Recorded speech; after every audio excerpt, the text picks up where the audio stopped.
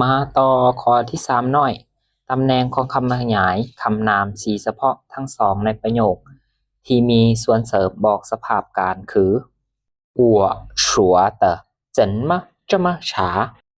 เป็นหยังข่อยจึงเว้าบ่ได้ดีคือแนวนี้你学的怎么这么好เป็นหยังเจ้าจึงเรียนได้ดีขนาดนี้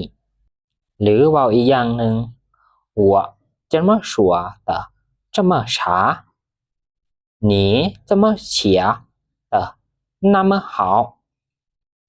มาต่อการฝึกรูปประโยคข้อที่1他汉语说得很流利มาเบิ่งเอารูปที่1银ฟ้าจุน银เสียงเนาะฟ้าเป็นการออกเสียง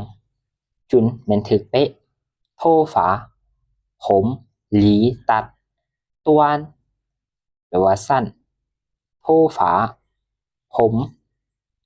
หรานยอม漂亮งามข้อที่2ว่างเหล่าชื่อเจียวหัวเหมือนเข้าอีอาจารย์หวางสอนพวกข่อยสนทนารูปที่1มาร์เคอร์中国学生รูปที่2จ้างฮวาปัวเชี่ยวรูปที่3หุยเม่ยปัวเชี่ยว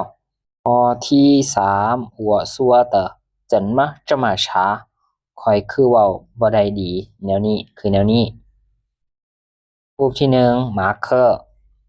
ซัวเว้าลิวลี่เรียนไหลรูปที่2วางเหล่าชื่ออาจารย์วางเจียวสอน